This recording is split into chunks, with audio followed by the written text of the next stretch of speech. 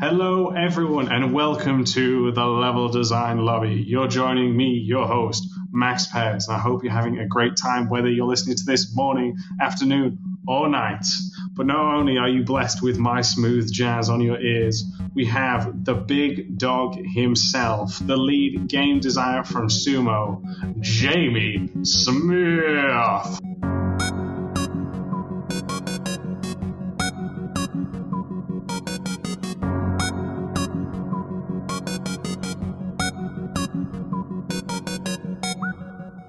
How you doing, mate? Hello. Good evening. How are you feeling, man? It's great to have you on the show. Yeah, it's all good. It's nice having a quick catch up just off air there as well. But yeah, things are going good. Keeping busy. Big game announcement recently, so just pedal to the floor at the minute. Awesome, mate. So for those of you, our listeners who may not be aware of you, do you mind giving kind of a brief backstory onto who you are and how you got involved in games? Yeah, that's cool. So I've been in games in and around games for maybe the last 10 years or so now, probably upcoming the 11th years around games. I started just before working at Ubisoft. I was kind of gearing myself towards design in general. So I used to be a trainee kind of architect before kind of sacking that off and going more the game design route. So rather than designing buildings, design interiors, I thought I could do the same thing for games. So I started doing things like blockouts, level kind of layouts and things like that. Went to university to study that more formally, and then straight after university, I got a job working at Ubisoft, and I was there for about 5 years. Initially starting on Driver San Francisco. It's like a rite of passage for a lot of us, including yourself, including some people that have been on the show. But then, so I was on that for a couple of years, towards the tail end of the project. Shortly after, moved on to The Crew. So that was a big open world driving game, very similar to Driver, but online instead. That was a PS4 launch. Well, it was supposed to be a launch title, but it was shortly after the launch of PS4. And then I was on that for a couple of years, moved to The Division. So that's when I met yourself and a whole bunch of other guys. I still keep in touch with now. A lot of good friends on that project. Really good examples of kind of cross collaboration in Ubisoft Studios as well.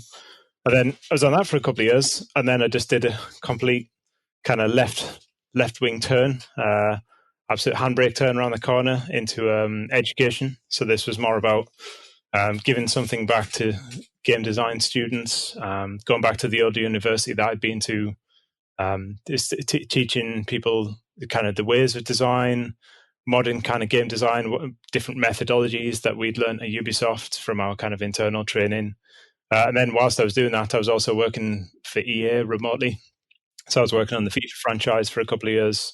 And then shortly after that, I got a job at Sumo Digital, where I am now. And I've been here ever since for 2 years. Congratulations as well, mate. It's been a freaking amazing career so far for yourself, mate, honestly. Cheers, man. The thing with that, though, is you can't get by that without people helping you out along the way. Many of the kind of opportunities that cropped up there that I've just mentioned, different jobs, they're people that I'd met on prior projects, getting back in touch. So, yeah, making connections in the industry is the key thing, really, with that. But first, a quick word from today's sponsor. For those of you who do not know, I've actually teamed up with CGMA, one of the best courses to learn about level design, and I'll be teaching this. Not only will you get to receive feedback from myself, but you'll have incredible lectures by Amelia Schatz. If you don't know, is one of the lead level designers over at Naughty Dog. I've mentioned this course to you many of times because I took this back in 2019. So to be able to actually help and teach this course is a great honor for me, but also a great opportunity for many of you. This course is starting, or I should say this term is starting, in July. So if you want to sign up now, there'll be a link down in the description below. Sign up, you've got 10 weeks of incredible level design resources to help you, and this can help at any level, skill set, or range. So if you're looking to improve your level design skills, then join me this summer at the CGMA Level Design course. A link to this will be down in the description below. I was going to say, so out of all those projects, I was wondering then, For those who listen, obviously we talk a lot about level design here, but do you mind kind of explaining the big differences between, let's say, level design and game design?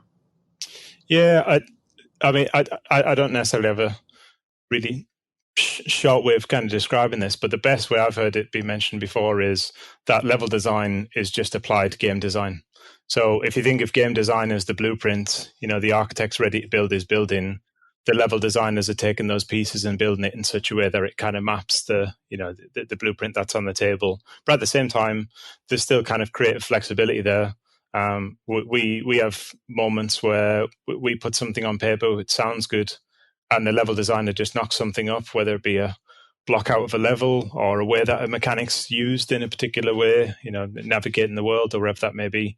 That might be something that improves the on paper kind of blueprint, and then there's a bit back and forth with that. But yeah, the easiest or simplest kind of description I've heard, the one I would always stick with, is that level design is applied game design, but there's always a bit of back and forth between both. Awesome. That's a great description for it. I really do like that one. And then do you mind explaining to people, what is your kind of day-to-day basis as a game designer? What is it you tend to do? It's easy, man. Just play games all day. That's it. Finally. I hear all the people coming this show. Nobody says all I do is play games all day. So there you go. There's the first. You just knocked it out of the park, mate. Been waiting, and here we are. That's it. Somebody just needs to reveal the secret. No, I mean that is certainly one part of the job. Earlier on in kind of the projects, I was doing a lot of research on various games, making recordings, little snippets. How did the camera work in these games? How do the controls work, and so on? But typical day to day is in a game engine, we've got a set of tasks that we normally are trying to adhere to. Those tasks could range from anything from a slight little camera adjustment to completely changing the way a particular mechanic works, or fixing bugs and so on, depending on what part of the project you're in. But generally speaking, I'm working as part of a gameplay team. I'm just one member of that team. We've got a decent sized gameplay team, and everybody's kind of chipping in together to improve, the core fundamentals of the game, whether that be game mode, character, gameplay mechanics, and so on. And the thing for me is that the game's never finished. So when I go into work tomorrow, I don't necessarily know exactly what I'll be working on, but I definitely know that whatever we are working on isn't the final kind of finished article. So that's normally where I start is, how can we improve this? How can we make it better, kind of thing. Yeah. Awesome, man. And because I really want to ask you this question, because you're the one who introduced me to the concept of the 3 C's, and you mentioned earlier about getting the core for it. Can you explain to our listeners what the 3 C's are about, mate? Cool. Yeah. So 3 T's, most designers can't necessarily take credit for the term itself, but a lot of people use it as a shorthand for cameras, controls, and characters. And I think originally, or at least the first time I'd heard this, was from a Mark Cerny talk on YouTube. It's really good, called Method, and it's all about his kind of approach to game development.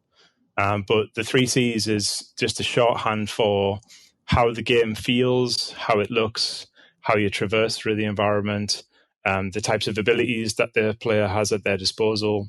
And the theory basically is, if you want to affect one of those 3 things, you have to absolutely consider the others. So if you're going to change the camera work in the game, you have to account for the fact that the character is going to be in a different place on the screen, or you're not going to see an animation play in a particular way.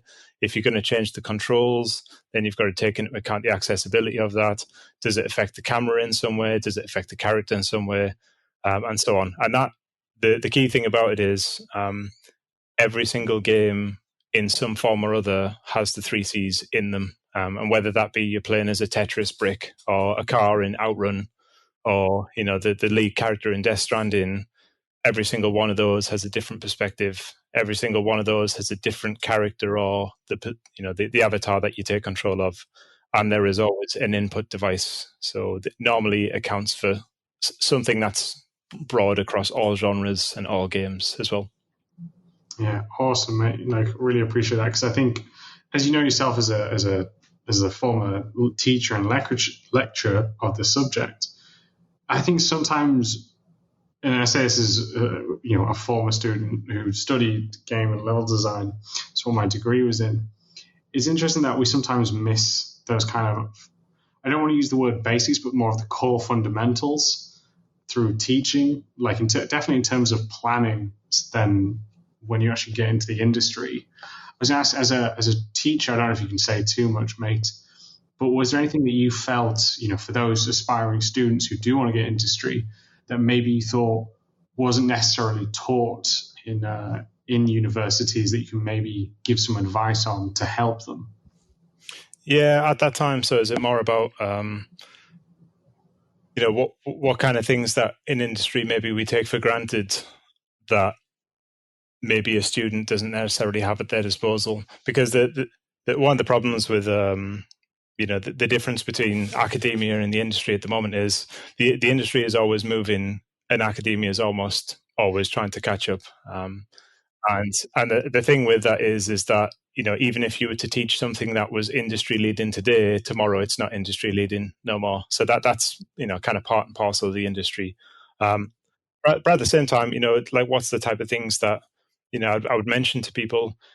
There's a whole resource online, mostly kind of free, which is the GDC Vault. I think the GDC Vault's a really good example of just go to that place because you'll see the best developers, the best minds in the industry, getting on a stage telling you how they solved some of the most difficult problems in the industry, and more importantly, all of the failures that it took them to get there, because there is no way that they just had a eureka moment and it just happens. That's hard work, determination, learning from all the other games that did it wrong, improving upon all of those games, making loads of mistakes, and then getting to the point where they come up with something that's now industry leading, and kind of learn from that. And I think that's the big takeaway for me for any student, is just to always try and keep up to date with the industry, and the GDC Vault is at the very least the perfect starting point for that. Yeah, mate, good answer. Wasn't, it was especially to say level design lobby, but that 50 quid clearly didn't reach your bank account in time, before this, but Yeah, but I think the exchange rate's a bit low, so maybe it needs to be it needs a couple of zeros on the end of that. Damn it. Outed. Yeah, but no, it's good that you mentioned that, because jokes aside, you look at it now, you jump on Spotify and you type in the word game or level design, you're going to get tons of podcasts coming up. There's lots of different topics on that. There's some really other good podcasts I listen to that aren't necessarily about design, but that you can take influence from them. There's just so much kind of knowledge out there now that you don't have to go in a room and read a kind of dusty old book. There's stuff out there that is getting updated on a weekly, bi-weekly, monthly basis. That's far more contemporary than anything that could get put into a curriculum in a short amount of time. You could definitely do it, but not quickly, not as quickly as the industry could pump that stuff out. No, agreed, mate, agreed.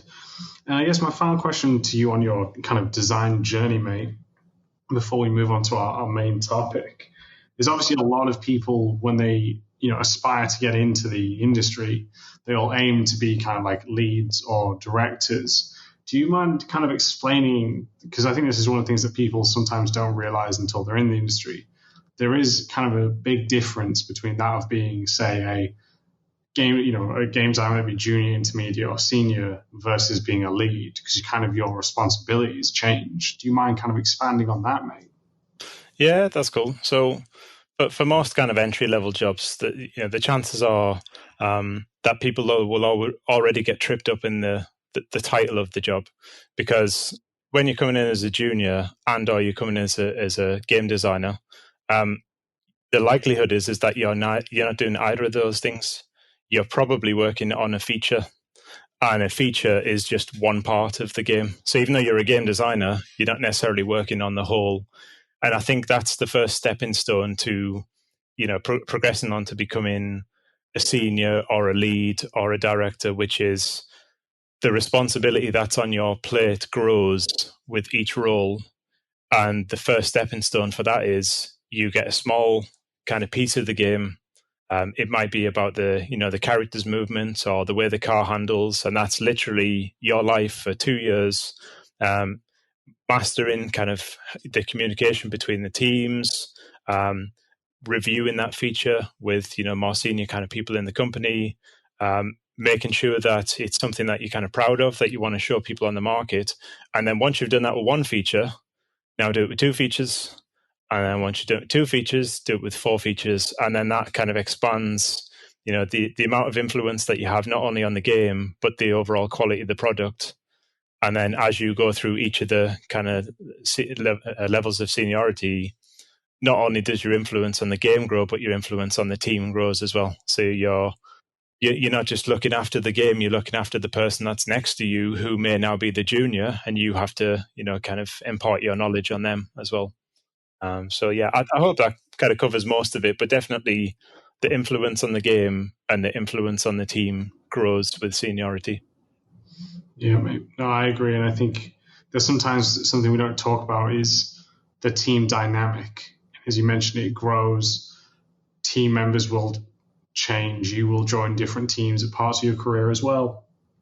And that has a big impact because, as we were saying a little bit off air, that when you find the team that you enjoy working with the most, or a team where there is a good lively chat and healthy debates across, it really does help, make your day better, make what you're contributing feel bigger in a sense. So yeah, team dynamic is very important.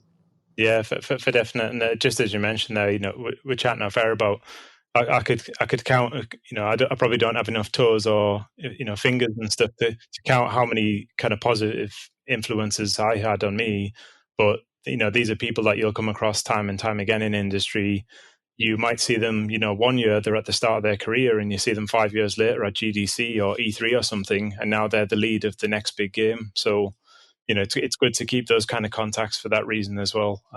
But yeah, you never know who you're going to come across when you first enter in the industry, and you never know when you'll come across them again, and you'll be surprised as to when you do. Completely agree with you, mate. Completely agree. And now that we've got a nice introduction to it all, mate, should we talk about the main topic, unless you want to mention anything else, mate? No, that's all good. I'll take your lead. And I'll take another £50 before we carry on. We'll pause here for a commercial break while I exchange. Yep. So this one here for us, the main topic we want to talk about is we want to talk about Yakuza 0, which released, I believe it was last year, or was it 2018? Yeah, I think it was a little bit before that. I mean, it had a staggered release because it came out in Japan first. But yeah, I think I played it after it got released. So I played it kind of a year late. But yeah, it's a brilliant game. Fantastic game. Like I said, it's staggered release, and the franchise has been forever growing. I mean, this was the prequel to the overall series. The amount of remakes they've just done, and Yakuza 7, I think, is either just released or is just about to release for it. But no, man, this was the first time I was back in a long time. The very first game I ever played was Yakuza 2 on the PS2, and then I played a couple more of them, then just stopped completely, and then drawn back into this. Did you have any previous entries before playing Yakuza 0, mate? No. So, I mean, aside from playing a couple of demos, I'd been mentioned it to me by some people at work a few times over the years, but it's not that the franchise never appealed to me. I just never really, invested in it that much.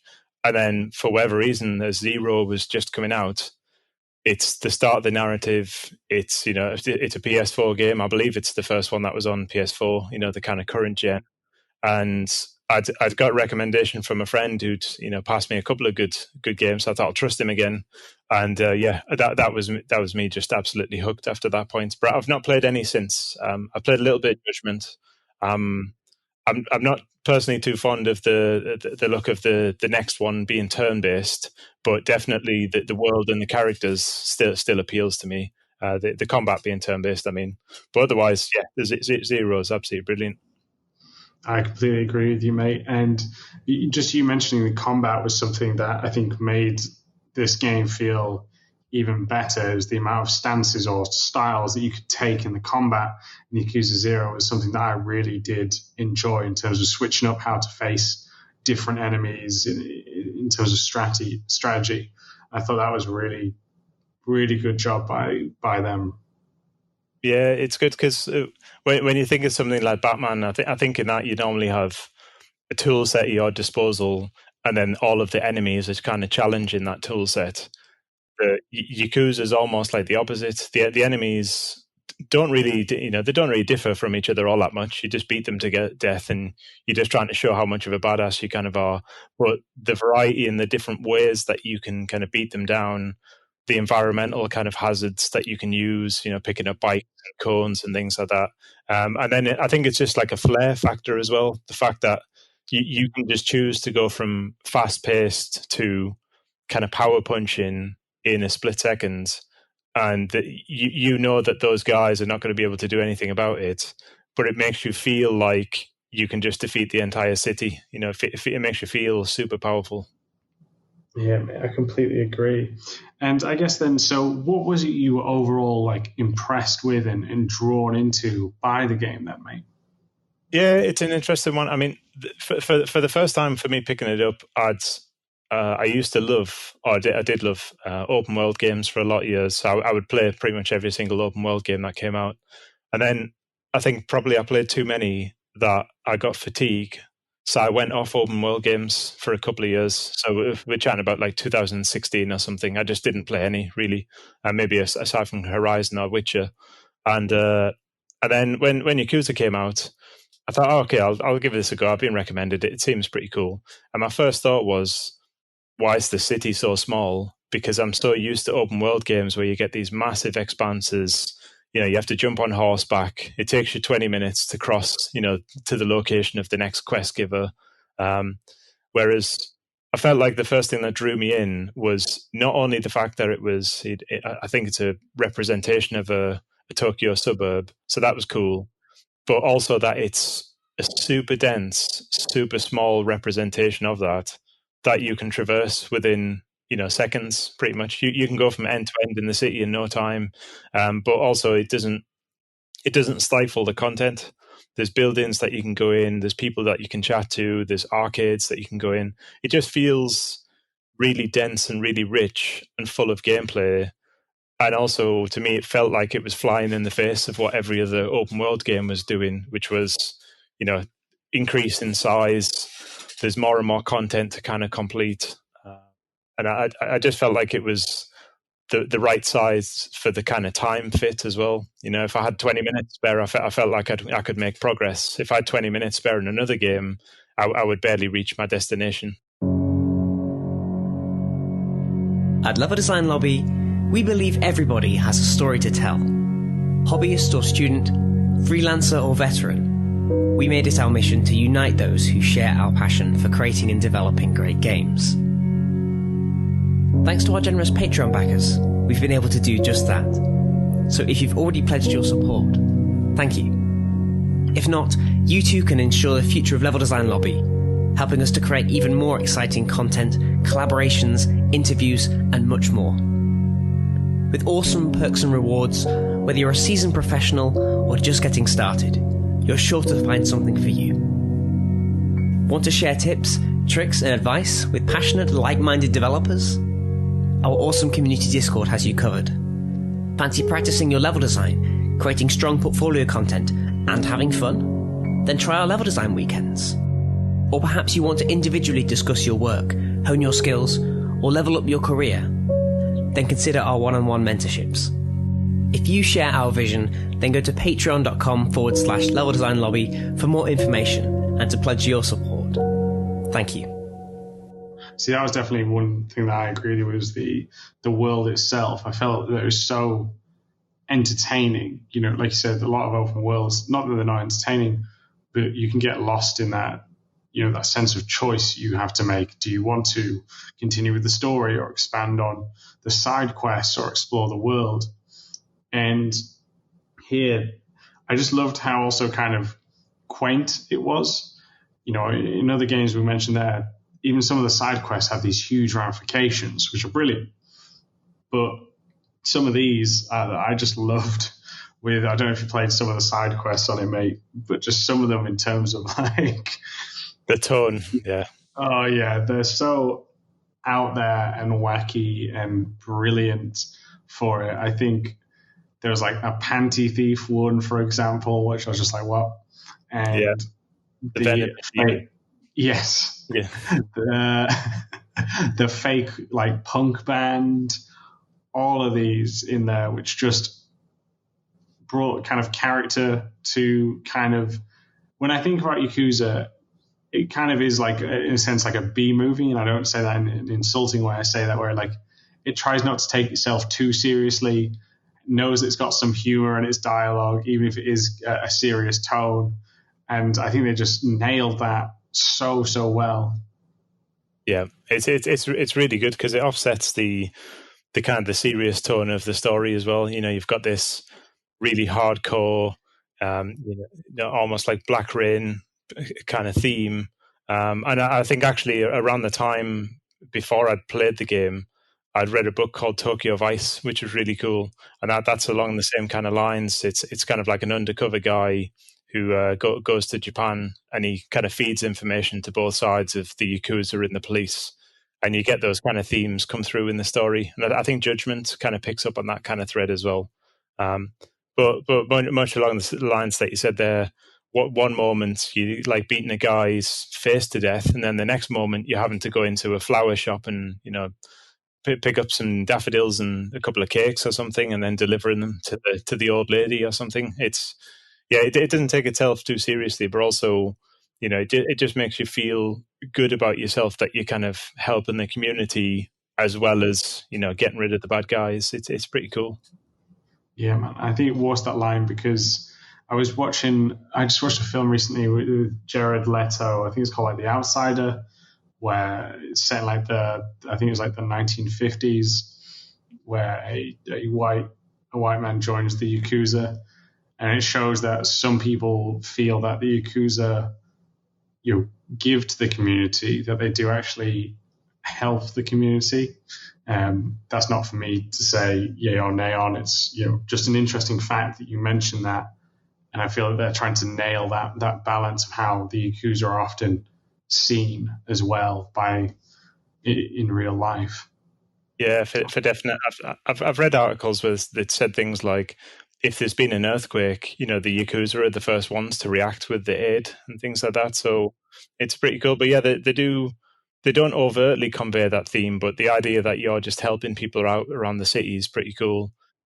But then in contrast to that, you get the, you know, Mr. Shakedown. We haven't come to him yet, but Mr. Shakedown's this kind of wandering NPC, 8 foot tall. For me, one of the strongest mechanics I think I've ever seen in an open world game. But he basically patrols the streets, and he's almost like the opposite to you. You know, you're beating all the bad guys up, but he's the one that, you know, steals all your lunch money, kind of thing.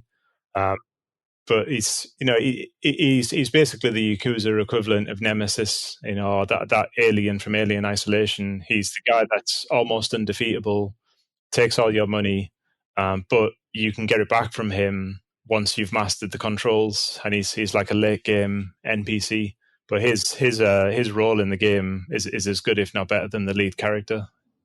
I agree with you, mate. I think that not only him, there's I've forgotten his name. The other guy, if you find essentially cards of porn stars, you can trade them with him, and I've forgotten his name.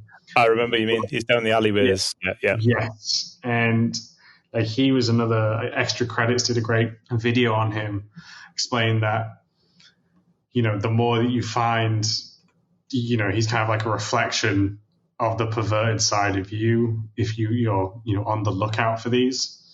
And I thought that was such an interesting concept, just because, again, I thought this was such a great way, because it already is weird to be collecting. Like, we know that games have collectibles all the way through, but to have one where you feel kind of dirty anyway collecting porn stars, and then to kind of see who actually wants the cards. Yeah, I thought it was a great kind of mirror moment for the player. Yeah, that reminds me of it's almost like the Japanese equivalent of Beavis and Butthead. So the thing with Beavis and Butthead is the people that watch Beavis and Butthead are Beavis and Butthead. And that's a reflection of that. The people that are doing this in Japanese society, they're almost like mocking themselves in a kind of a playful way. It's really cool. I was going to say, I don't know, have you ever been to Tokyo Game Show? No. That was a strange experience, because out here in the West, there's no, I won't say it's fully abolished because I've seen some come back, but we've definitely taken a step away from booth babes. Yeah. But in Japan, they are thriving. And the bizarreness for me was just walking around and you're seeing all these older men with some of the most expensive cameras and lenses I've ever seen to essentially get a close-up shot of the booth babes and the models. And it was just such a weird moment to be like, oh, this still happens? I think it's similar to GTA, where you get the kind of commentary on, American kind of life. It's very similar to that. It's tongue in cheek, but it's almost tongue in cheek of things that still happen in the society today. And they, they're more than welcome or more than happy to not only have people, be introduced to that kind of side of society, but also they're not afraid to kind of poke fun at themselves. And that's what I think the game really conveys really well, as well as I've never been to Japan, and that I couldn't suggest that the game makes you feel like you've been to Japan, but it definitely gives you the impression that there are different social norms that the game conveys in a really cool, kind of interesting way, rather than taking itself too seriously. Yeah, I completely agree, mate. And I've only been to a certain part of Tokyo, so I can't comment as well. But definitely the way the world feels, even though it's based on reality, obviously, like we said, it's more tongue-in-cheekness, but it really does make it feel like it's its own living world, despite the size, just all that's going on, how you interact with certain characters, the side characters, the main characters. It's quite incredible for what they've accomplished. Yeah, and it's good as well because even if you're not getting into the story, even if you're not exploring the city, the other really strong part I think about the game is there is so many side activities to do that, to me, not only in terms of choice, there's a lot of good choice like most games, but it feels like all of them are meaningful, but also have really kind of strong progression in them. So you'll need an upgrade for your character because you need to beat somebody in a fight, but that item will be tied behind a minigame, but that minigame will have its own kind of skill cap. It'll have its own, kind of objective. The objective might be completely different to the combat that you wanted to do in the first place. And those can range from, go into a batting, like a baseball bat ring, to being on a Scalextrics kind of track and building a car. And there's a whole progression in that as to like how you build your car and how you race and things,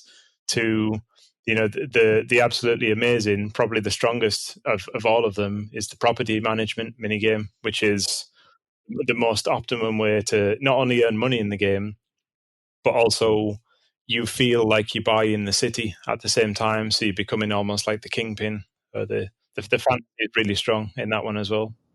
Yeah, mate. I completely forgot about the realty. Am I saying it wrong? I'm saying it wrong. But again, the real estate mini game. And when you mentioned mini games, at first I thought you were going to talk about dancing, playing pool, baseball, and even then they just have a fun element to them. Especially going to these clubs and you have your weird little dance offs. It's something that, like we talked about, like experiments, shows the world in a different light, shows the player in a different light, and but also just works on making it a believable and kind of breathing place, and how it all comes together. I completely agree with you. Yeah, especially when some of the arcade machines that you can try out are all old Sega games as well, and pretty much entire Sega games. I think they had Virtua Fighter, Outrun was definitely in one of them. It might have been in Zero.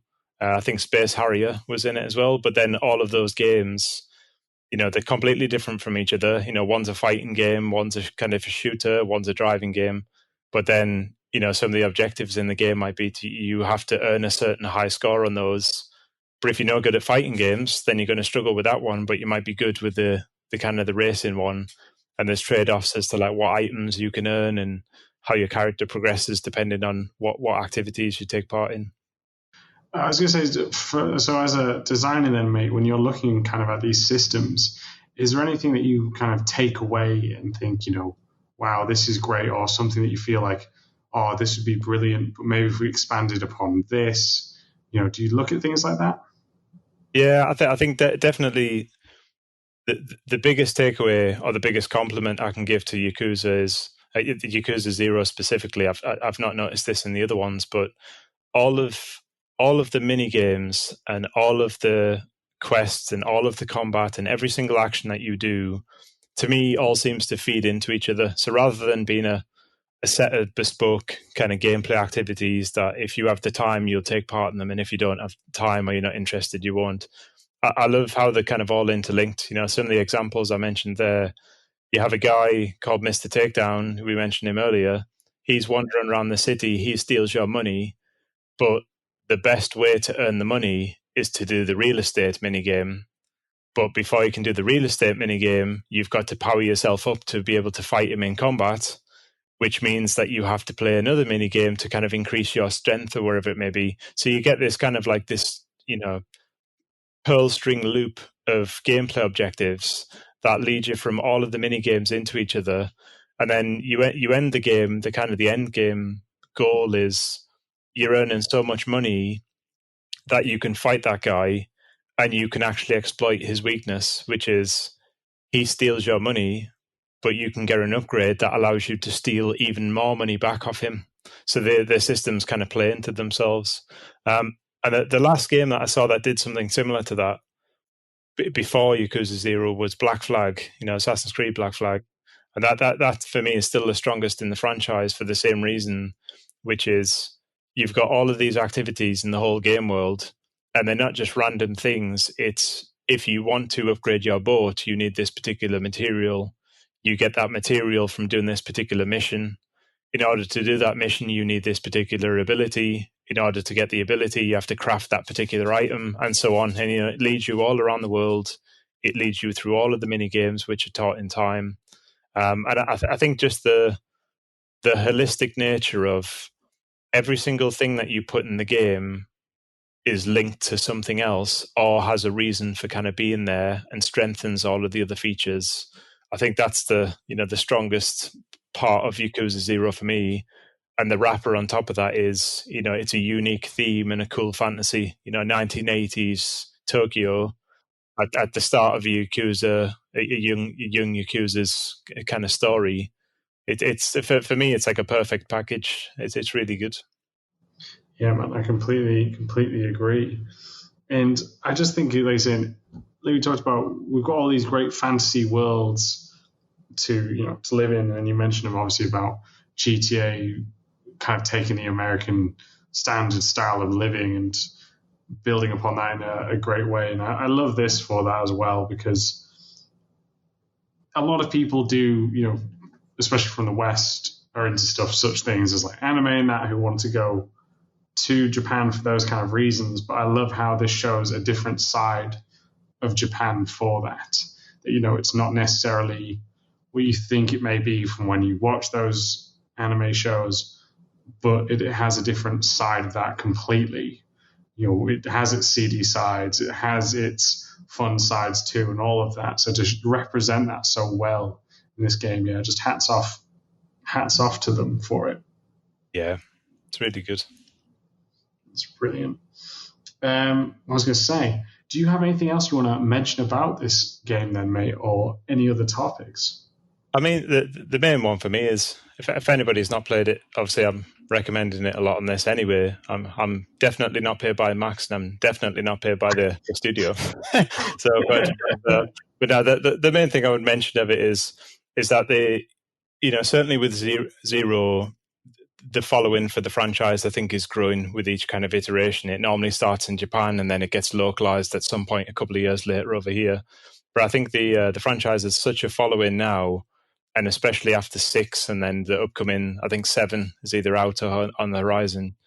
It's just a really good time, I think, to either jump into the franchise or give it a bit more attention, because I think before this point, if you were in it from the start, you were probably doing well because you'd know the story, you'd know what you were getting yourself in for.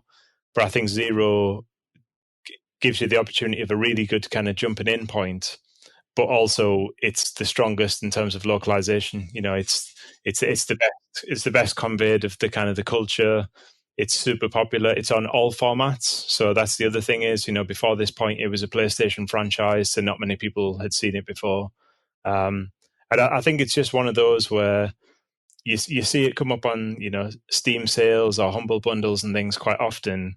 And I think that, if it's £10 or less, you've just spent the best £10 ever, or wherever the kind of the local currency is. It's well worth it. But I bought it full price, and within about 3 hours, I thought that was the best money I'd spent this entire generation. I thought it was brilliant. Fantastic, mate. I also agree and recommend that if you haven't yet, pick it up.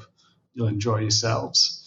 I think that's where we wrap it up, mate. Unless you want to, say any more overall design tips to help anyone who's looking to get into game design, mate. Actually, that's a good question. I've already answered myself, mate. If someone was trying to create a game design portfolio, buddy, what is it you'd recommend to include in that? Yeah, so within a portfolio, I mean, definitely anybody that's getting into games, we're going to want to see how you think and maybe the types of things that you're interested in. So when I say how you think, it might be that you've created a design problem for yourself. It might be a problem that's already, out there on the internet that other people are trying to solve, cameras in tight spaces, or how you can create a new, health revive mechanic or something like that. And it would be interesting to see in a portfolio how you've resolved that kind of problem, or how you went about trying to resolve it first and foremost. And then the second part of that is almost like the execution of it. So you've had this idea, just taking the health mechanic, for instance. You've had this really cool idea that you're going to have some kind of crazy button bashing to bring yourself back to life. The execution of that is all about, how does it feel? How does it fit into the type of tone for the type of game that you're going for? Does a button bashing mechanic work for a slow-paced kind of horror game to bring yourself back to life? Maybe not. But if it's a party game where you've got to save your friends, for instance, then that would kind of suit as well. So we'd be looking at those type of things. But on top of that, when I say the execution, we're talking about a prototype. So we're talking about something that is playable. You can download it really easily. It's probably made in a contemporary game engine. It's easily accessible. We can just boot it up and we can see straight away, the control scheme that you're using, how the camera kind of feels. Did you put any nice kind of gameplay effects in, like rumble or screen shake, things that kind of bring it to life a bit more. And in general, just the cohesive nature of having an idea and bringing that idea to life, and various examples of that in your portfolio would be perfect. Awesome, mate. Awesome. Solid advice. So if anyone's ever wondered, you now have the perfect answer. If anyone actually wants to get in contact with you, mate, where's the best place to reach out to you? So normally Twitter. So unfortunately, somebody stole my proper handle, so I have to use the slightly bootleg version of it. But it's Smith Stock. So SMITHST0CK. But yeah, you should be able to find me if you search for Jamie Smith. It should be good. I'll put a link in the description down below so you can find it there as well, team. So all there. Is there anything you want to give a shout out for or anything like that, mate? Only that, hats off to all the people, I've met in industry along the way. Nobody gets to, the certain positions that they do in industry without help. And, yourself being one of them, there's many people along the way. Guys from Ubisoft, probably listeners of the show, Stu, Manny, Andy, Dale, we'll just do another 20 minutes of shout outs. Be like an Oscars speech, and I forgot half the people. But now the point there is more that you'll meet people along the way, and definitely the credit's well deserved for the people that give you that foot up or give you a helping hand. And Mark Sample being the main one for me is he gave me my first break in games, and I still contact him even to this day for games advice. Amazing. Yeah, mate, it's brilliant. And you had an impact on my career, mate, so that's why I'm happy to get you on the show, mate, because it's always fun to chat with you and hear your design thoughts. No, that's cool. It's a wonder what you can do when I pay you £100 to say stuff like that. I just need to check my bank, make sure before I prompt any statements. Yeah, don't worry. I've already cancelled the PayPal and I've got rid of the receipts. Brilliant. All right then, team, if you do want to reach out to me, you can do so on Twitter, which is @MaxPairs, or if you want to email into the show, you can do so at leveldesignlobby@gmail.com. We thank you very much for listening, and we'll catch you all next time.